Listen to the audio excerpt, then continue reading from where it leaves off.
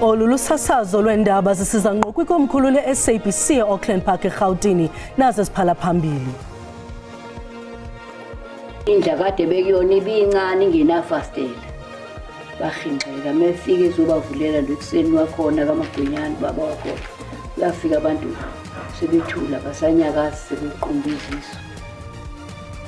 Zitha zikrokrela inyawo lwemfene iintsapho zamadoda amathandathu aseleke emva kokurhaxwa ngumsi wembawula kwingingqi yakwaNyandi kumbindi wephondo iKwaZulu-Natal. Kwezemidlalo liphinde lasematheni kwakhona iqela leBanyana Banyana nombutho webhola ekhatywayo iSAFA ngezizathu ezingancumisiyo.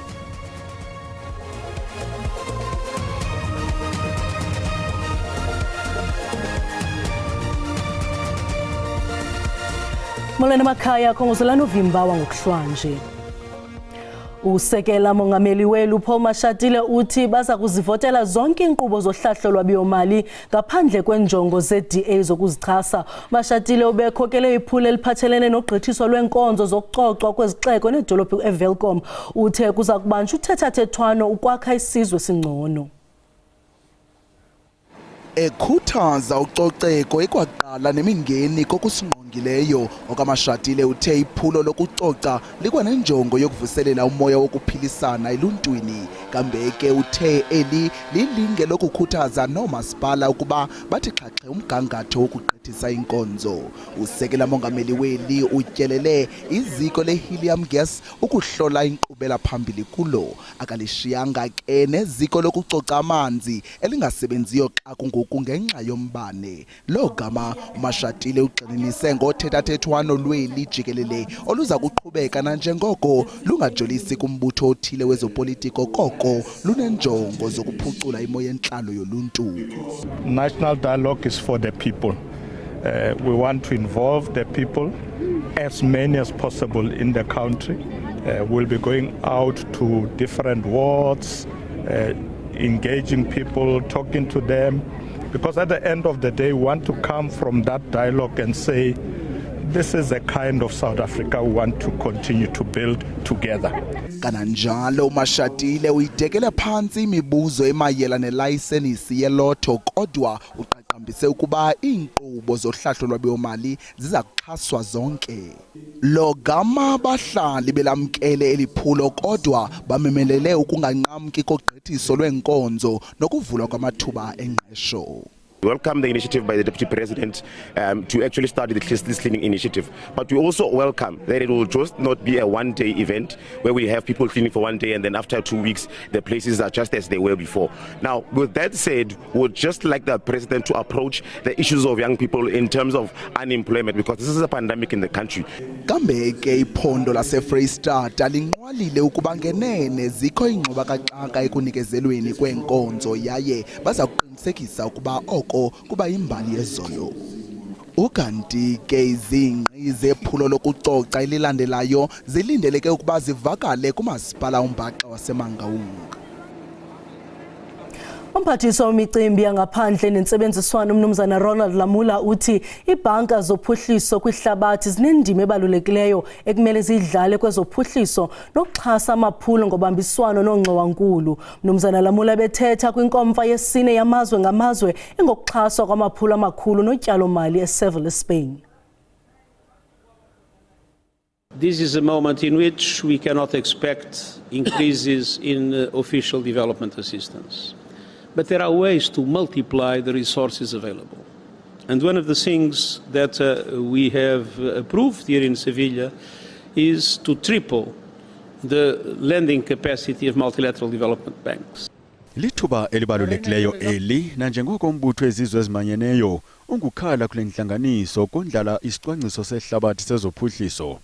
Kodwa isigqibo sokurhoxa kweMelika namazwe afumileyo ebonakalisa kungabi namdla ukuxhasa amazwe asakhasayo ehlile amathemba okuba le nkomfa iza kuza nezisombululo ezicacileyo. We are calling all nations, we are calling United Nations systems, we are calling CSO, we are calling public and private sector to make this FFD4 concrete action.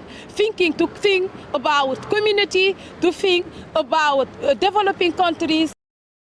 uthi ingangoboya benja imingeni emaqokiswane nayo kulontsukune wenkomfa. These conditions limit government's ability to offer the kinds of incentives or guarantees that could help attract private investment. Restoring macroeconomic stability through prudent fiscal and monetary policy is essential. Kwelo kwinkokheli ukubazolule isandla ziqinise kwinzame zokuzisa isikabo kumatyala kwaye uqinisekiswe ukuba imali yengxowa yehlabathi ixhasa amazwe ayidinga kakhulu. Behlelelwa kwamaqonga axhaswa ngurhulumente ajolise ekubekeni ngokutsha imveliso neenkonzo ezenziwe eMzantsi Afrika njengokhetho lokuqala kubathengi nakumashishini. Umphathi wezorhwebo, ushishino nokhuphiswano uPakstow ubhengeze ngokusesikweni Shop Proudly SA kunye neqonga lokufikelela kwimarike eRhawutini namhlanje. Utaw ukholelwa ukuba la maqonga aza kunceda ukukhulisa inkxaso kumashishini amancinane nokudala imisebenzi edingeka kakhulu kwaye akhulise uqoqosho kweli. Iphulo lokuba kubekho impahla neenkonzo ezenziwe ekhaya kwiqonga elizinikeleyo le-internet liza njengoko uMzantsi Afrika ujonge kwisombululo zoqoqosho ukulwa nefuthe lokuthengwa kweempahla kumazwe ngaphandle ngexabiso eliphantsi.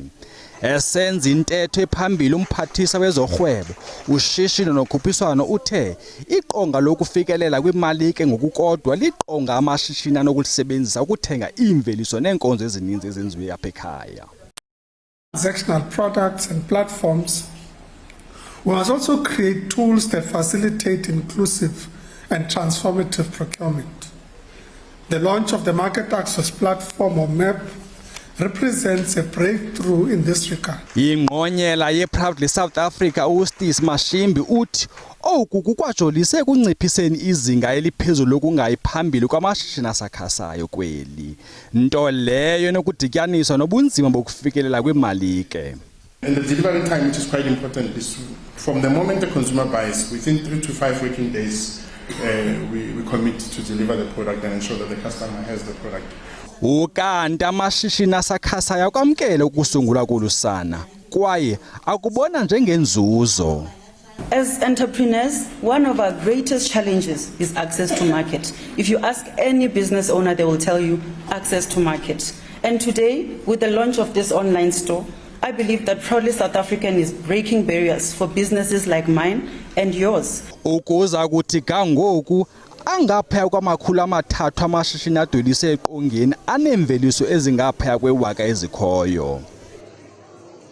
Iintsapho zamadoda amathandathu asweleke emva kokurhaxwa ngumsi wembawula kwingingqi yakwaMnyandu kumbindi wephondo KwaZulu-Natal zithi asirhanele inyawo lwemfene ngokusweleka kwala madoda. La madoda aswelekeyo bentlombe kwintsasa ngecawa ngethuba bezimase umcimbi wesintu wesizalwane sawo. Iminyaka yobudala yamaxhoba ephakathi kwe-17 ukuya kuma-50.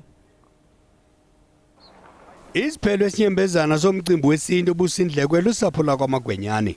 Izizalwane ezintandathu bezilele kweligumbi zilayite imbawula. Phakathi kwabo kunqubeko omtshali ijongo eminyaka engafikanga kuma-30 nethwele isidanga solawulo lokutshanje kwiYunivesithi yaKwaZulu-Natal. Uninakhulu Agnes uthi unqubeko belithemba lolusapho. Lo makhulu ulahlekelwe ngunyana, umzukulwana, umtshana wakhe kwesisiliku. Thwabe babulawe imbawula basuke babasa imbawula. Bathi ke mabesichazela bengeyona amalahle bekuyimbawula ezinkulu. Indla kade bekuyona ibincane ingenafastela. Bahingqeka mefika ezobavulela lekuseni wakhona kaMagwenyane baba wakhona. Uyafika abantu sebethula basanyakazi sebequmba iziso. Umnini indlu uthukile. Mase sengivuka ekseni sengithi ngiyabangqonqozela ekseni ngathola ukuthi akekho respondayo ngaphakathi kule ndla kade belele kuyo.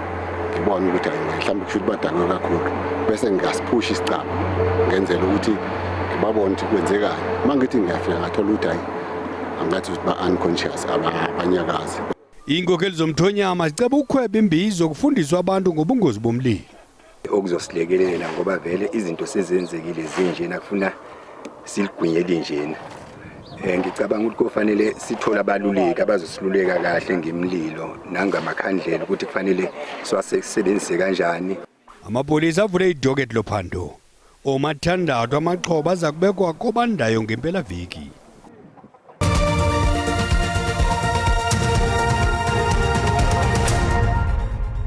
Sinamkele kwakhona kwindaba zelijelo xa sihlabela mgama.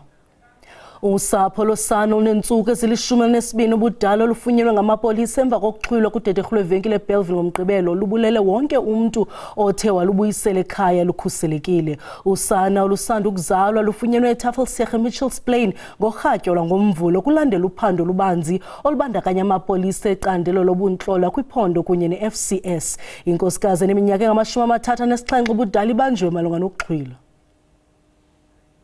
Ibintsasa yombhiyozo nemibulelo kusapho nezihlobo emva kwensuku zonxunguphalo bexhalabele ukhuseleko lwemveku ibuyiselwe kunina ngamapolisa phezolo. Like I've been telling everybody and everyone else saw, I was quite calm. I was trying just to control my emotions and trying to just have that positive mindset throughout, because I never said if I'm going to get my child. I always made myself or tell myself when I'm going to be getting him. So when we got our moment with him, I immediately just, let go. That's when everything just synced. I had my breakdown and all of that, crying and all of that. So at that moment, my heart was just calm. I was relieved, at peace. Unina uthi ubheke kudederhu lwevenkile iMiddestad nebhinqa elichaze njengeliphuma kwiphulo lasekuhlaleni elixhasa omama abaselula bekunga bayokuzimasa umsitho oqeqesho. Uthi emva kokuba esele into ayinikwele libhinqa endleleni watya nenye into besakufika uye wanencilikithi waleka kwigumbi langasese eshiya imveku kulapho inyamalale khona. That's when she then said, I'm going to sit by the bench, just get me there. I then went into the toilet, just rinsed my face because the taps was just there. And then out again, went to the bench, she's not there. And I asked the two girls that were sitting there while we were sitting there at the time, didn't they see her? They said no. Went to the entrance, thinking was now, the guy was supposed to pick us up there. So I'm thinking she was standing there maybe. Nothing. Go to the second entrance and to Hungry Lion, nothing. Third entrance, nothing. And then I went back to the toilet to maybe see if she's not waiting for me there, because that's where she last saw me. And then this elderly guy that saw me with her said, no, your mother left because he assumed she's my mother. Liyabongozwa kambe uluntu luboqaphela kwimeko ezikrohrisayo elibhinqa eliye labanjwa kwindlekeli vele phambi kwenkundla ungekudala. Usapho oluhlala eRedflay ngaphandle kwaseGreytown KwaZulu-Natal usakhangela unyana walo uVukani Zondi owalahleka ngo-April. Wagqityelwa ukubonwa ngelixa exambulisana nabahlobo bakhe ngo-April kwindawo yentselo. Usapho lwakhe luthi imifanekiso ye-CCTV ibonisa iqela labantu lixhokonxa umntu elikholelwa ukuba nguVukani. Bathi ukunyamalala kwakhe kubashiye bexhelekile kwaye bedanile kungaqhubeki kwelityala. Ngoba umntwana ohamba yashiya ikhaya engazi ukuthi ukephi. Imanje isikhathazekile ngalokho ukuthi ene la kakhona simazi ukuthi uyaphila noma akasaphili. Umama ufuna izimpendulo ngokulahleka kwendodana yakhe. Ukhumbuzile Zondi ugcine ukubona indodana yakhe uVukani oneminyaka engu-27 ngomhla ka-15 kuMbasa. Wayeye eGreytown nabangani bakhe base-Redflay. Umndeni kaZondi uthi ubuye ngondasa emakhaya ngoba ezosebenza ohlelweni lokulima emphakathini ngemuva kokuphothula izifundo zakhe zezolimo ngonyaka odlule. Unina uthi abangani bakhe bathi bamshiya ngemuva kwengxabano. Sabuka yonke into eyenzeka sayibona nathi fight yenziwa thina esakubonayo ke after lokuzane i-fighting sabona thina bebamba umuntu. Ngoba kwase kunokuqhela okuncane okukhona kunalabo ababebukele eduze sabona thina bembamba bemfaka emotweni eSilver Grey encane umfana. Uzondi uthi amaphoyisa alethe uphiko lwe-K9 emva kwenyanga. Uthi akagculisekile ngokuphenywa kwecala lendodana yakhe. Mase yafikile inja yathola ukuthi kwenye yezimoto yatholakala ukuthi yene inalo igazi. Amaphoyisa athi asesabalalise uphenyo nasezindaweni ezakhele iGreytown. The K9 unit has been summoned from Pietermaritzburg on more than one occasion to search certain areas identified by the family and traditional healers. Umndeni uthi ufuna ubulungiswa uma kunesandla semfene ngokunyamalala kukaVukani. Ngingunonhlakanipho Magwaza ezindabeni ze-SABC eGreytown. Kwilinge lokufunqula uqoqosho lwasekuhlaleni isixeko saseNelson Mandela Bay sibambe ingqungquthela yamashishini asakhula i-SMMEs eGqeberha eMpuma Koloni. Bangaphezu kwe-350 osomashishini abahlangeneyo ukuze bafunde indlela yokufikelela kwinkxaso-mali karhulumente ukudala imisebenzi nokukhulisa amashishini abo.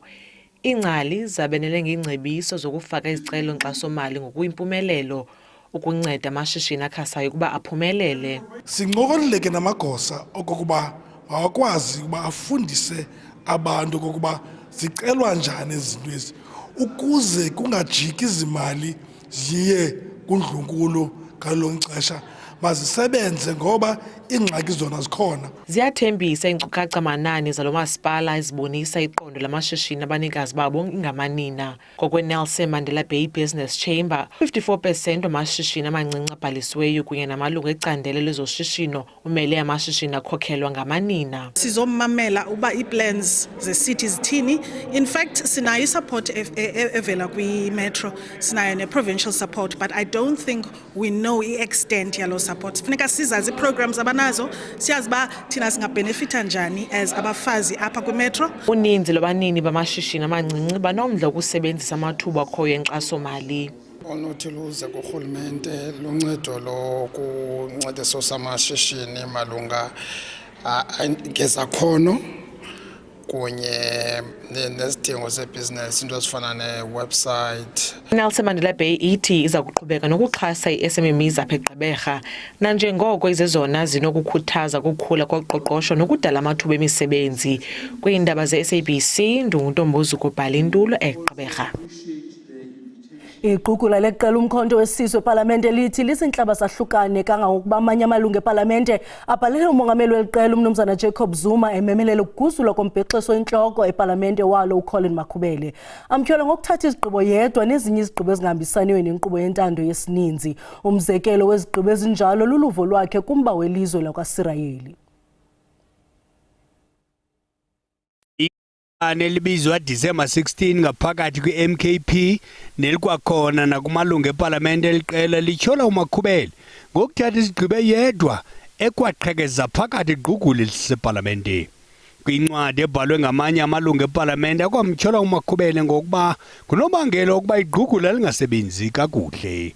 La malungu epalamente anyanzelisa ukushenxiswa kukaMakhubele kunye nenkokeli eliqela epalamente ugqirha Mandlakayize John Hlombe emva kokuguzulwa kwantlamulo-ndlela kumalungu epalamente eliqela ngoSiputsu.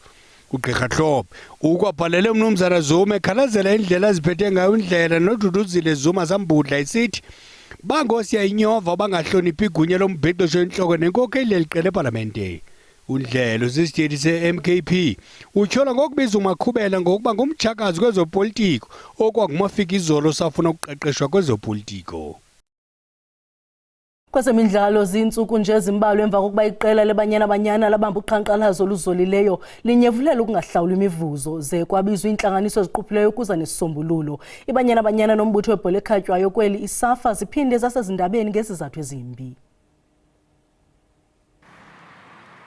Icandelo leendaba le-SABC live ngomthombo othembekileyo ukuba uye warharha de waqhawuka umtshato weminyaka eli-16 phakathi kweSAFA neSasol, umxhasi omkhulu weBanyana Banyana. Isivumelwano somtshato phakathi kweSAFA nale nkampani yemichiza nezamandla saqala ngo-2009 kwaye besilulutho kuphuhliso nasekuqaqambiseni ibhola ekhatywayo kumaqobokazana aseMzantsi Afrika. Inkxaso yeSasol ibonakele kwiqela lesizwe lamanina nakwiSasol League, iligi esemthethweni ephuhlisa amantombazana kulo mdlalo kweli. Iqela leBanyana Banyana elithe kapu ezinkathazweni leseMorocco lilungiselela ukukhusela intshinga yalo ye-Africa Cup of Nations, iWAFCON, elayiphumelela okokuqala ngo-2022. Akukacacike ukuba ezamva nje ziza kuba nefuthe elinjani kweli qela lesizwe nakwiligi. Iinzame zokufumana ilizwe kwiSAFA ngalenyewe zisawe phantsi kuza kuthi ganga lomzuzu. Ngaloo ndlela siwuqongqothile uvimba wangokuhlwanje sibulele mawethu ngokusibuleka intlebe sinikhumbuze zangomso ziza noxa bethu ngesizulu. Kamnandi mawethu.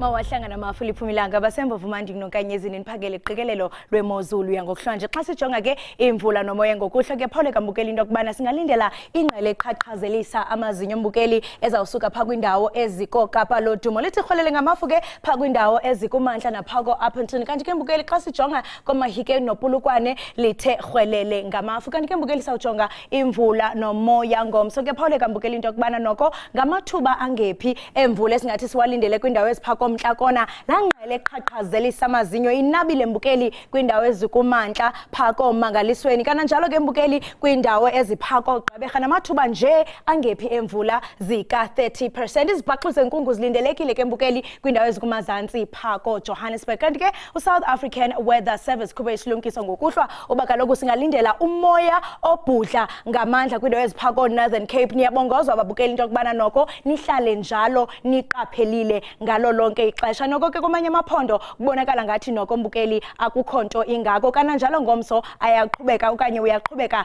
la moya ubhudla ngamandla amaqondo okutshisa ke mbukeli aphezulu ngokuhlwa phako Musina nguye u11 degrees kanti xa sojonga phako Palobura khona ngu12 degrees eMelo liyabanda kakhulu mbukeli ngu2 degrees Bethlehem ngumana3 phakwintaba ezixanana zileko kuphumleni liyabanda ngeqanda Qox kwekomani ibe ngu6 degrees xa songena phako Bhiki eMthatha nakwaPhena kutsolo entshixo singayilibalanga kaloku iWhittle Sea South napha eGatyane ethembisa eApha Nxahle eMafletcher napha koNgcobo eluweweni noko mbukeli thande noko laphola laba ngu21 degrees konxuba ibe ngu23 degrees emakhanda ibe ngu25 degrees apha Ndonge Lady Frere phantsi kwentaba zezalo lisikisike zazulwana igcuwe edutywa emsintsana napha koNtwenka eTsolo nalo mbukeli thande noko ukuphola nyana ngaye u25 degrees bengu19 phako Freystata ko Clockland ndisatshe ndithi maziqhuma inqawe emaxhekweni xhosi